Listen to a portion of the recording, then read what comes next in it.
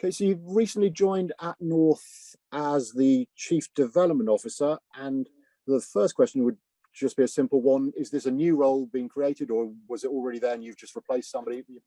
Simple as that.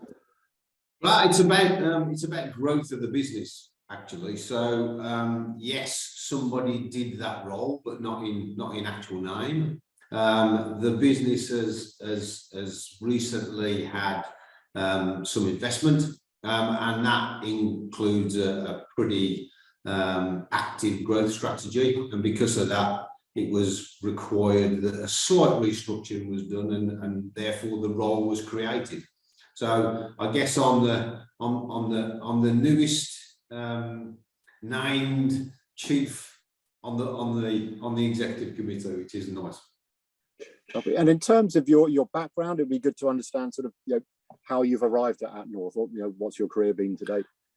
Okay, well so me from my many moons ago. Okay, I'm an electrician, and I always tell people I'm an electrician because that's a background I'm very proud of.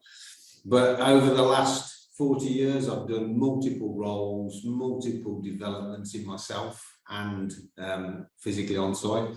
So I'm a building services engineer. That's what I graduated as ultimately. And I've gone through multiple iterations of design and construction roles. And most recently, in the last kind of 15 years, I've been specifically dedicated to data centers. And I've really enjoyed doing that. And it's a market that I've enjoyed so much, I haven't wanted to go back to the other parts of the construction industry. How did I end up at North? Well, atNorth was a chance encounter, but ultimately I instantly had a rapport with the other executives on the board, and the ethos of the business just excited me. They're a startup mentality, but have a backer now, obviously an investor that came along and put money into the business, and so every opportunity for me to do what I think I'm pretty good at, which is roll out data centers and find locations, etc., to do that. Okay, so I was going to ask what attracted you to join the company, but it sounds like you've answered that question for me. So perhaps we can move on to your main responsibilities, and I think one of the main ones you'll be doing is site selection. So perhaps you can obviously, we know atNorth already has data centers, but without giving away, I guess, any sort of secrets to see your plans, but what's involved in the site selection part of your role? Yeah, so we currently have 3 active and operational sites, 2 in Iceland and 1 in Sweden. We've actually also got a 3rd site in Iceland now that we've started. We're in the ground on, so we literally started the development on that. But in terms of the objectives of the business, we're looking to become a pan-Nordic organisation, and we want to be the biggest Nordics operator. So in terms of finding sites, then yeah, it's my job to go across certainly the remaining areas, so Norway and Finland, Denmark, etc., to try to find opportunities, which you'll appreciate in this day and age is quite tough, because there's a lot of people in the market looking for either sites or investments or both. So we've got to look for a bit of a competitive advantage, and that falls on me to try and seek those out. So yeah, hopefully we'll have some news for the market in the not too distant future. But yeah, I can't say an awful lot at the moment, but we are active on all fronts. Let's put it that way. Okay, and one of the other sort of parts of your job is the design and delivery of new data centers, and I guess that's slightly hand in hand with what you just talked about, because obviously if you haven't got a new site, then you can't build a new data center. But what specifically? I mean, are you if you like, therefore the chief sort of designer and stuff, or you just coordinating and therefore them liaising with design construction company? How does that part of your job work? So yeah, it falls under my area of responsibility is design and delivery of data centers. So after we found the respective sites, it would fall under me and my team to make sure we get the appropriate zoning and permitting and do the design for the build outs, whether they're greenfield or whether they're brownfield. And often now, obviously, so Sweden, for an example, we've delivered the first phases, but we have ongoing phases coming up. So yes, it falls within my remit to organise that. No, I'm not the designer. I have a design director that works under me. But we're a very small team, growing all the time, but we're a very small team, and that is the natural development of trying to produce cutting edge data centers in an area which is very efficient from a cooling perspective. You know, we want to be the most efficient and most sustainable business that we can be. So with that comes an objective to keep things fairly simple, but actually very efficient and very valuable from a total cost of ownership. Okay, and also I think you referenced it a minute ago, but you're also expanding existing facilities in Iceland and Sweden. Again, is there a sort of roadmap for doing that, or will it be as and when you see particular demand arising, or as I say, you've got a sort of, say, 5-year plan to expand certain facilities? How does that work?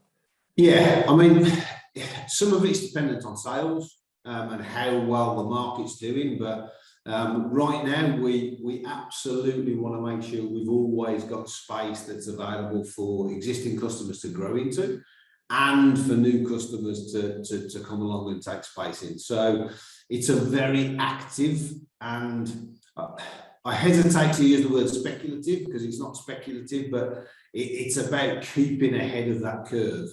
Customers now want things a lot quicker than we can build them, especially now with the pandemic and the supply chain being more problematic in terms of timelines, etc. So we need to actively plan and actively manage that rollout of new space. And in terms of atNorth's focus, I think you've built up a deserved reputation for sustainable, high-performance computing data centers. Is that going to continue to be the focus to give you a bit of a competitive edge, or are you going to look at other areas of the market, more general sort of co-location? Any thoughts as to your plans around that? No, I mean, look, our main focus is HPC and colo driven around the HPC high density brands. It suits itself to where we are. It suits itself to our climate, and ultimately that's the more compute that we get done, the more efficient we are for our customers. So HPC fits the brand perfectly, and that's clearly the main driving force behind us. Doesn't mean it's the only thing we do, far from it, but that is clearly our defining point, and our designs all operate around that. You know, we look at high density management of our solutions. And in terms of the Nordics, I mean, there are some significant advantages you have in, you know, whether it's the climate, price of energy, etc.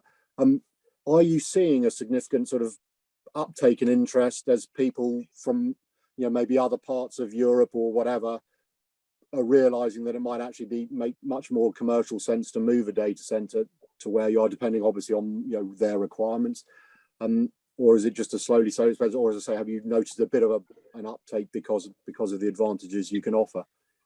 There's definitely more interest. It's because of the environmental conditions and because of the cost of power you mentioned.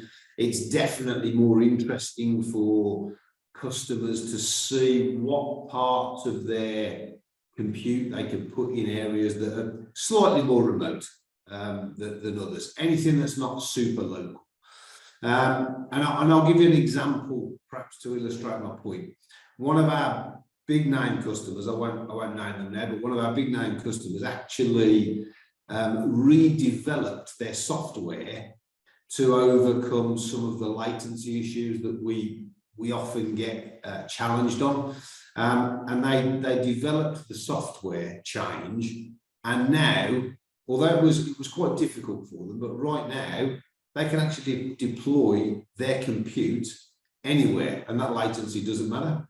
It's amazing the steps that organisations will take in order to meet their objectives under the climate change and basically be more efficient and be better compute. And do you think this trend, I mean, do you think it's excuse the pun, if you like, sustainable trend in that people will continue to, or everyone is, well, it's, I guess, semi-assuming that energy prices at some stage might, return to normal, and we'll all think, what was the panic about? Or do you think people, this is for good, driven maybe by, net zero, etc.? What just thoughts as to, sort of longer term, what plans people might have?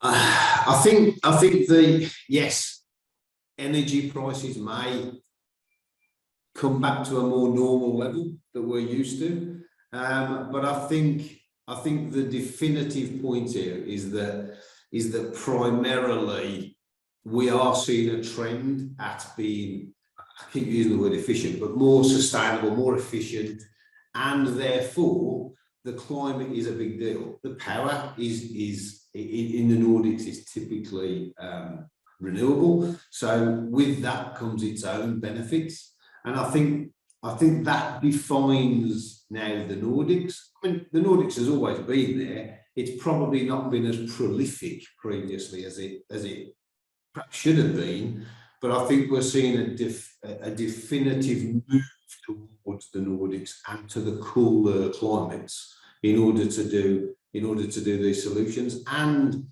customers obviously see as a not just a monetary advantage, but as a global incentive in terms of the environment and greenhouse gases and net zero, etc. So I actually think it's the start of a long-term engagement in the Nordics, to be honest. Okay. And in terms of atNorth, I mean, you've outlined that you want to become sort of pan-Nordic. Do you have any thoughts or plans to expand beyond that, whether it's to help existing customers who maybe ask you for a data center, in a different location, or is it you very much going to be kept busy with the Nordics for the next, so many years, so you're not even thinking of looking outside of that region? Well, the short term to mid-term goals and objectives of the business is to stick with the Nordics, and we have a rollout plan that covers that over the next 3 to 5 years, and ultimately, yes, we will then branch out into Northern Europe probably and expand from there. We're not a huge organisation, and we don't intend to take over the world within a couple of years, far from it. And there's a lot of competitors out there that will offer that solution to many of its customers. But having said that, if we got an opportunity that wasn't in the Nordics, then yeah, we'd certainly look at it. Absolutely. Okay, and maybe sort of as we wrap up, more generally the data center industry, I'd just be interested in your thoughts. There clearly are a lot of challenges facing it, some of which might be temporary, but as we've talked a couple of times, sort of net zero sustainability is clearly here to stay. From your own perspective, do you think the industry in general, and I know there are obviously good performers, not so whatever, but do you think overall the industry is making a good fist of addressing particularly the sustainability issue, or do you think there needs to be a bit more work to be done to stay ahead of maybe governments and regulations starting to clobber them if they're not seen to be acting sufficiently? I think there's a lot more to be done from a sustainability point of view. Yes, we're aware of it. As an industry, we certainly hear a lot of talk about it. We certainly have the plans and the basis in place to look forward to a more energy or sustainable solutions, and future. But I think from from our very low base, I have to say, where we've been previously, we've got quite a lot to do to get to a much more economically viable position. And that's, you know, I think that's an industry thing. Do I think it will gather pace now? Absolutely. I think there is a willingness, and moreover, there's a global demand, and when I say demand, I mean literally a demand from the world to be more globally sympathetic. Let's put it that way. So yeah, absolutely. And look, the data center industry as a whole is exponentially growing. There seems to be almost no end, despite some of the challenges that we've seen recently. So it's absolutely our duty to grab that nettle and to deal with it, yeah, and to deal with it as in the shortest time we can, and the most effective time, in the most effective manner that we can. And maybe just finally, do you think as a result, and I know we've already talked about the attractions of the Nordics, I mean, could you foresee a time where there'd be a wholesale shift to, you know, more appropriate climate, shall we say, of data centers, again, depending obviously on, you know, what people are doing, but you give the example of your customers sort of like re-engineered their business to be able to, you know, take advantage of a data center in a much more sustainable location, shall we say. I mean, could you foresee that, you know, for example, just, you know, London might not, although clearly business will still be massive and the trading industry perhaps still will need data centers right alongside what, you know, where they're working, but other than that, can you see that, if you like, the, I want to call them tier 2 maybe data centers where, you know, mission critical isn't quite the same level as it, you know, for example, the finance industry, people will wholesale look at moving data centers, you know, further north, just as a simple example? Can you see that? It's not about tier 1 or tier 2 solutions. It's about the software and the product that the customer is running. So we've got customers that have very important applications and software needs, but they don't need to be within a distance that replicates or the latency impacts dramatically. So if it's a compute that can be done standalone, inverted commas, and just talks to the outside world less frequently, shall we say, than the finance that you noticed, then 100% yes, because those are the heavy compute overnight processes, etc., that these customers run, and they're basically working at high capacity, low cost in relative terms, in terms of where we are now, and more efficient from a cooling particular perspective.